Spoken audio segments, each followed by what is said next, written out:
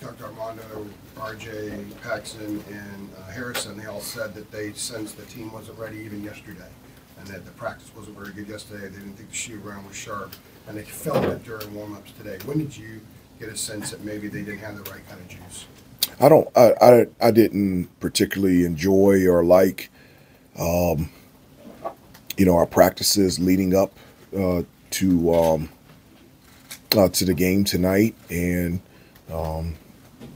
it's the thing that I told them in the huddle the first time out at the beginning of the game, that it's just not about X's and O's. There's nothing from a basketball standpoint we can talk about until the energy and the effort and the enthusiasm rises. And if that would rise, then things would change, and then we can start talking about basketball. And so in order to win a game like this, just didn't play well enough, and you really have to compliment Clemson and the way that they played.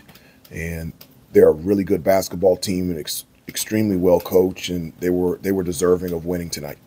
Kind of going off of that, I guess when you do notice the team, coming out flat, things like that, how do you kind of get them to quote unquote snap out of it? Well, I checked them in practice. I checked them both practices and in shoot around today.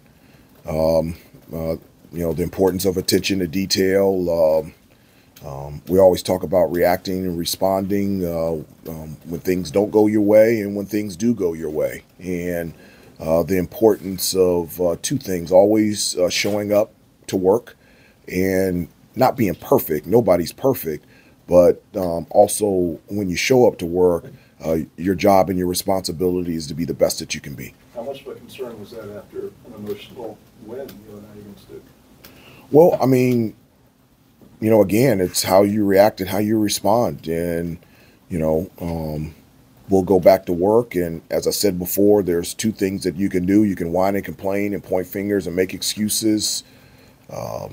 Or you can get back up and move forward and join the fight. And for us, it's never a choice. It's a requirement for us to get back up, and let's get back to work.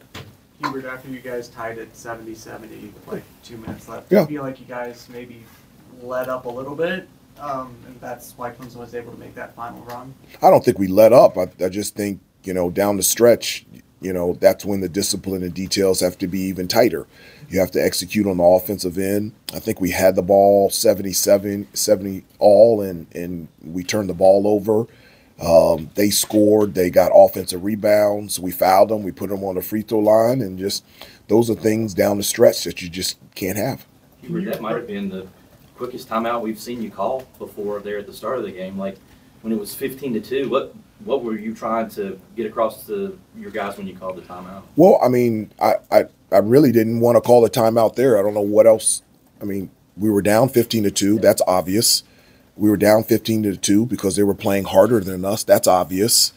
I don't know what a timeout telling them we need to play harder does, but we regrouped and understood that, we needed to pick up our energy and effort, and we did. And we got back into the game, and we just weren't able to finish it. Can you write this off as two flat spots around your rival, or is it a sign of something more concerning to you that they came out flat against Georgia Tech and then here again tonight?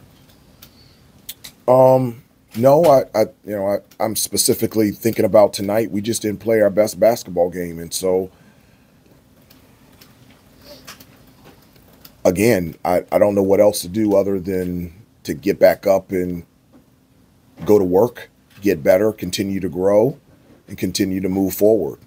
As I said before a number of times, there's more to be said and more to be done. And what is it? We've got 8 more regular season games to go, and let's see if we can continue to improve and get better for the remainder of the regular season. Harrison said that you guys overslept warm-ups. The pregame nap went over.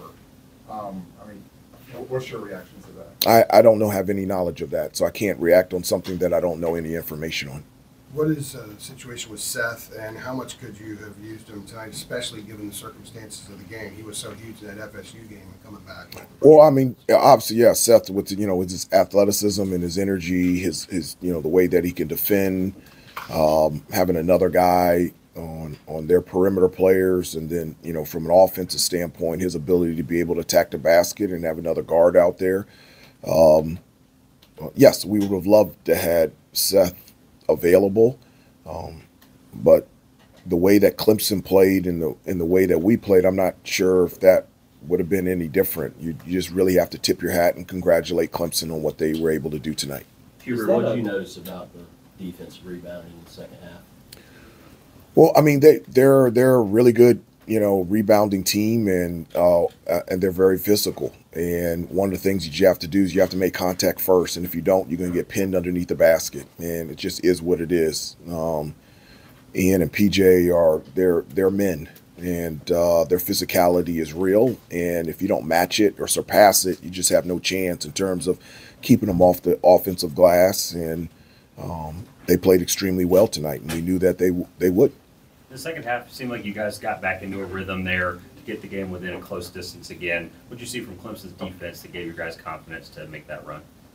Well, I mean, I think, in the second half they shot 30-something%. So we were able to get out in transition. So it's always better to be able to go up against a team, and specifically Clemson, where it's not a set defense. So I thought we had success offensively, but where it came from was our success to get stops better defensively in the second half as opposed to the first half. Take two more. Hubert, what have you noticed of late about the way some of these teams are defending RJ? Yeah. And for lack of a better description, do you think they've decided just to try to beat him up a little bit? I don't want to say that they're beating them up, but I mean, obviously, the year that RJ has had, he gets a lot of attention, and they're doing a lot of things defensively, making it hard for him just to be able to catch the ball. And so we've got to tweak and pivot and alter and change some things to be able to get him the ball in some different spots. But you're right. I would say the last couple games, teams have been very physical with him and done a lot of things defensively, not just individually, but as a team, to make it very difficult for him to get free. Armando said that leading into this game, you tried to warn them that this type of game could happen. What was your message to the team leading into today, coming off of the rivalry win against you? Well, we were able to be successful on Saturday, and we had a game here on Tuesday. I just,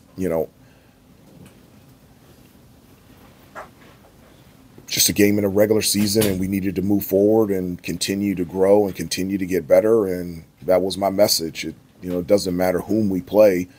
There is a schedule out there, and we have 8 more games left, and the teams that we have to play, those are the teams that we have to prepare for and play against. And it falls in line with all the things that I say about keeping your eyes straight ahead and ignore the sideshow distractions and focus on what is real, and what is real is our improvement and how we grow as a team.